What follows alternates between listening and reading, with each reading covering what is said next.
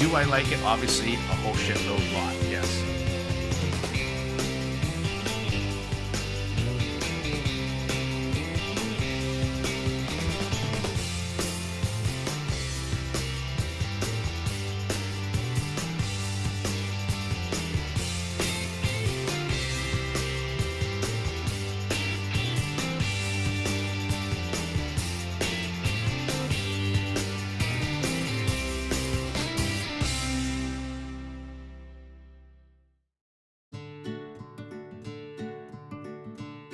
One thing I'll say about the BQEYZ wind is it has excellent tonality.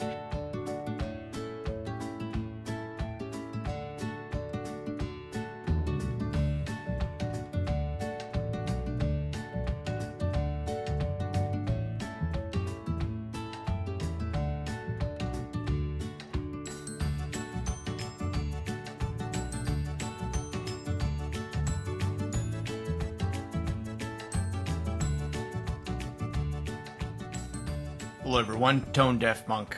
Exciting one today. Actually, a couple. Gonna get these ones out, and for 11/11, in case you were thinking about picking one up, and here's one you should put on your radar. This is the BQEYZ Wind. I got mine in blue.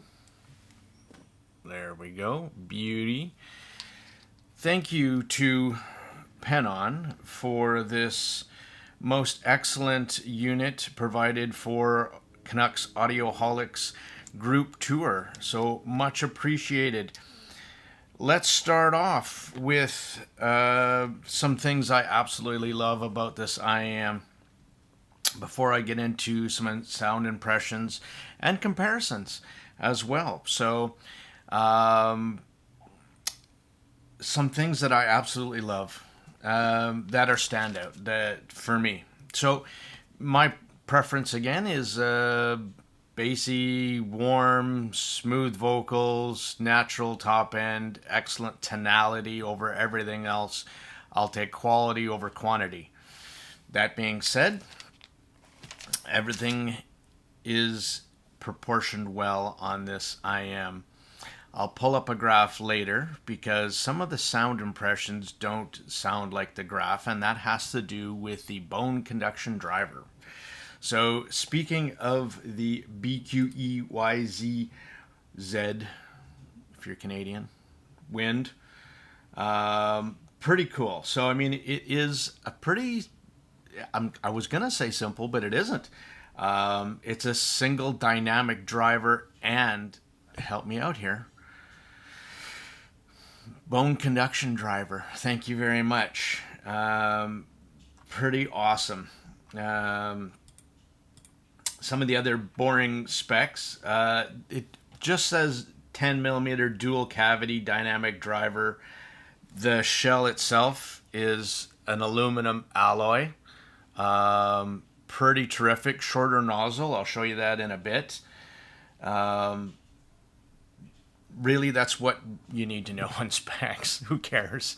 I might even edit that out, make it shorter. So, on one side, it says BQEYZ. On the other side, it says wind. It's beautiful. Absolutely beautiful. You can see these big vents, right? Now, 99% of the IMs that come on the market with big vents on the top are decorative. They don't work.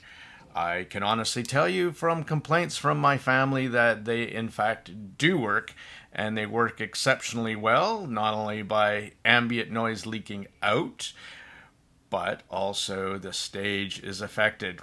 So I took these on, let's a little bit my journey of these IMs. I took these on a little mini vacation, and I had some really nice downtime. Sitting in a big comfy chair by a fireplace, completely zoned out. Took a couple sources and just had a really good space to absorb these IMs. I also had taken the binary acoustics Chopin, and I had also taken an Advar, a Meze audio Advar single DD as well, just for some comparisons. And of course, you can't take just one on vacay. So, some things that really stood out. Let's go into the shell shape just for a second. They've done everything super, super well. The only complaint that I think anybody's ever going to have with these things is in the morning up here in the Great White North in Canada, they're cold when you put them in, like brr. Shell shape and design. So really well done. Shorter nozzle, and a lot of thought processes went into this. And on the bottom, you'll see a little vent for the front of the driver on the little nozzle right there. And then you can also see the bone conduction right there with those two little screws. On the nozzle itself comes with a black mesh grill. And there's nothing on mine. And for sound impressions, it's OG, original. Now, this isn't the factory cable. This is a Penon ASOS cable. I'll do in a separate review. What a beast. Anyway, factory cable is nice. Beautiful thing is that it comes with a 4.4 option. Mine got shipped with a 3.5. I did some listening with this SPC cable, tangle free, gorgeous. Looks like the $70-$80 Let Shure cables, so no complaints there. On mine, and that's why I'm on this big ass rope, is because 4.4 as well is my preference. Now, let's talk shell shape and fitment, because this is paramount to listening impressions, yours and mine. So stick it in. So it goes right, it has to go deep. So the shorter nozzle, I ended up using Whizzer Easy Tips SS20, and it was absolutely perfect for me. They do a good seal. They allow the shape of this bone conduction to go right against my inner ear. And that's super important to get. And if you're not going to get it touching that, you're not going to get the effect of the bone conduction. And if you can get the effect of the bone conduction, it will put a giant smile on your face, because it works. This bone conduction is not a gimmick. It works. Just like I thought the Empire Ears Legend Evo with their bone conduction driver works. This is the second IM that I've ever tested that does that, and it actually is not a gimmick. So pretty fantastic, and we'll talk about what that does to sound in a bit. So shell shape, fitment, super important, super paramount. You're gonna have to play around with tips again. Shorter tips. Get this thing flat against your inner ear. You will like what it does. And let's talk about bass texture because of that. So bass texture is very, very nice.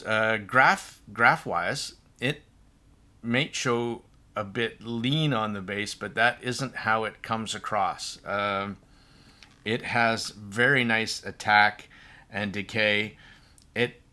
But the bone conduction adds a special sauce to the mix with some super nice texture. You can feel it. You can hear subharmonics. You can hear resonating. Hokman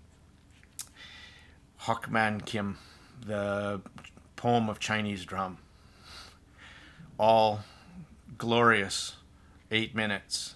Or is it 12? I can't remember, but it's Rhapsody. It's if you're a bass head or love your bass like I do, it is pure pleasure.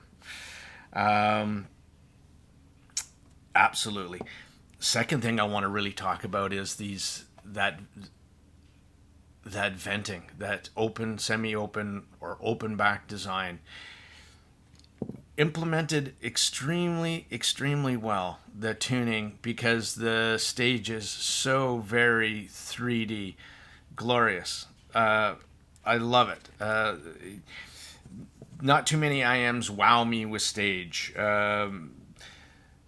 Meze audio Advar, absolutely. Single DD, very specially tuned. Soft Ears Twilight, another one of my absolute favorite IMs. Again, all has to come down with the tuning, and stage is fantastic. By far, my most favorite open back is now these, absolutely. Extremely 3D, standout, excels in width, height, and depth. Absolutely. Let's also talk about now the mids. So this IM plays slightly warmer.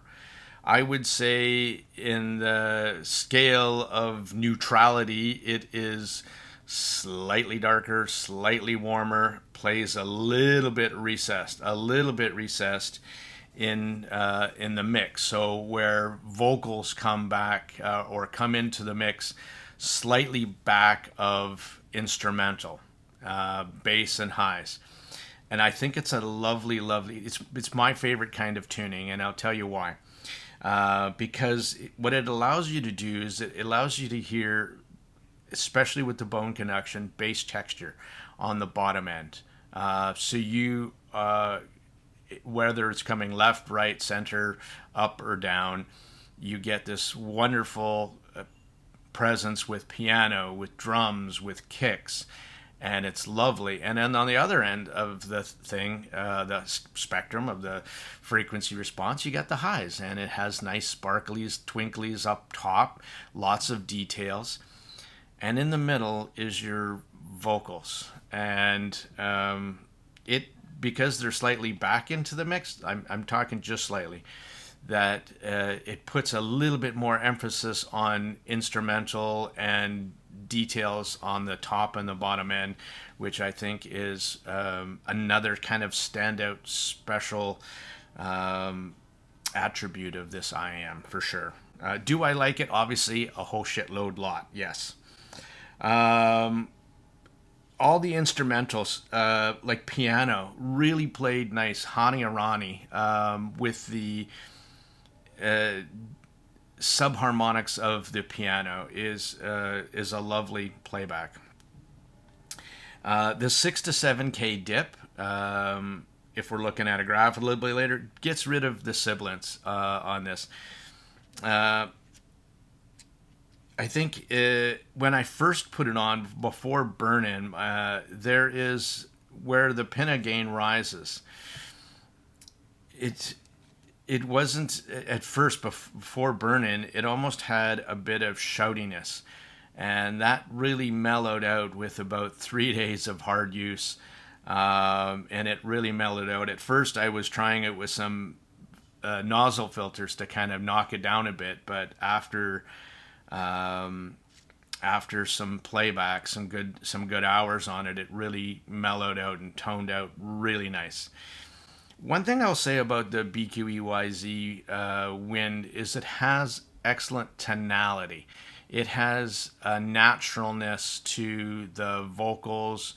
It has a naturalness to the instrumental. It plays in its own space, and especially with that 3D stage.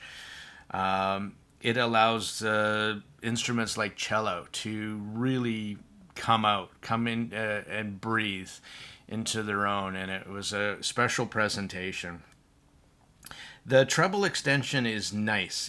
This is not a detail beast, the Wind. If you're looking for an IEM that is like that, then look elsewhere. This isn't one of this. This is more of a special sauce chill IM. I think that's a good way of describing it. Macro details, seekers need not apply on this one. And that's because the air and extension isn't way out there. Does it have lots of details and really nice top end? Yes. If you're looking for a perfect playback of string instruments like violin, the Wind probably isn't it. But again, it really depends on your personal preference. Again, I like that slightly warmer, bassier lows and mids, and a more relaxed highs, and this gives it to me all of it. I don't find anything missing in the top end as well. So let's do some track impressions. Just and if I do some comparisons to maybe I won't go into the Chopin. Well, if you were thinking about, they're two different. This is a hybrid, and so is the Chopin. It's with the DD and BAs. They're two different completely tunings.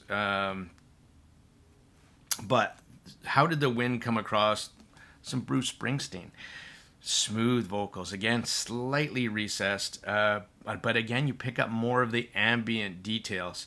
That slightly warmness adds a great bass texture, not just to male vocals, to Bruce's voice, but piano sounds absolutely great.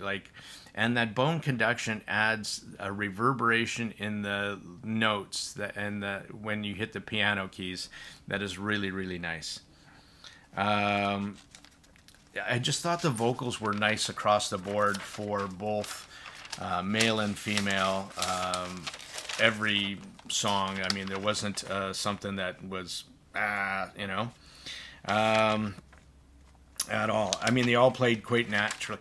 The nice thing about the Wind as well is, even though it plays slightly warm, I didn't find it had too much, or again, if it did have some bass bleed into the vocals and the mids, that it was done in a very natural and smooth way, that it wasn't super pronounced where it would make female vocals sound off. They just sounded smooth. And that is, again, my preference in playback. I really like the way the Wind played back instrumental and vocals. I'll make this one a little shorter. It's a delicious IM. Definitely on the top of my list of faves.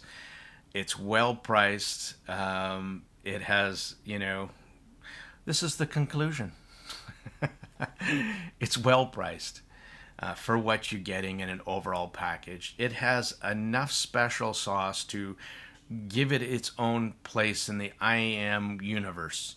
Shell shape, the design, the thought process, the bone conduction driver that absolutely 100% works and adds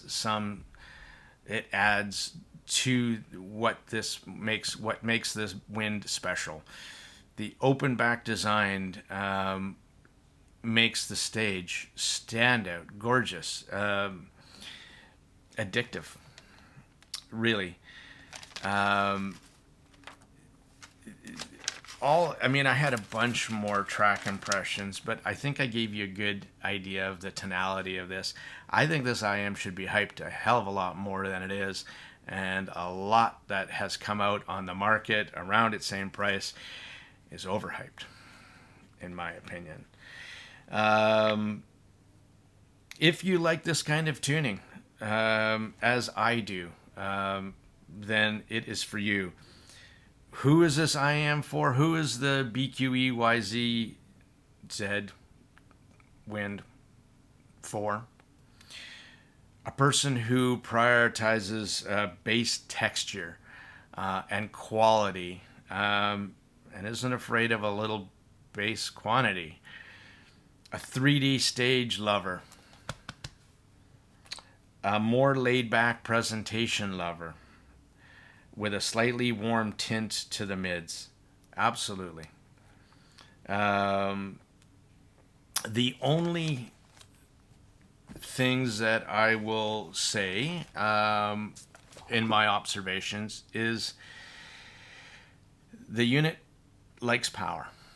will it work off of low power? Yes, but it doesn't come to, it's one of these IMs that doesn't really come to life until you start turning up the volume dial. And especially in the high end, it balances out a lot more as soon as you start to dial it up. I would talk about sources. So, and cables. And again, let's go back and just talk about tips. I think that's also really, a wide bore tip is going to give you your maximum 3D stage. That's what I find, and that's what I recommend. So short, wide bore, stemmed tip. Cables, choose something that has, like the factory one, stock one, with has a little bit of silver in it. It adds the top end sparkle. And on that being said, sources, I definitely wouldn't. I tried it with the Shandling M8, slightly warm, and I tried it with the Joshelli 99 or the 4499 EX J2 Joshelli DAC with it, and it's really warm. When you hear AKM that and warmness and smoothness, that's what that's putting out. Was it the best pairing with this? No, absolutely not. I liked it on more resolving sources. So the Ibasso DX 170, I liked it better on the Truthier Shiro dongle. Shandling UP5 ESS dongle, and especially on the X-Duo XD05 Pro with the ESS DAC chip. Mine has Sparkos op amps in it. It was a wonderful replay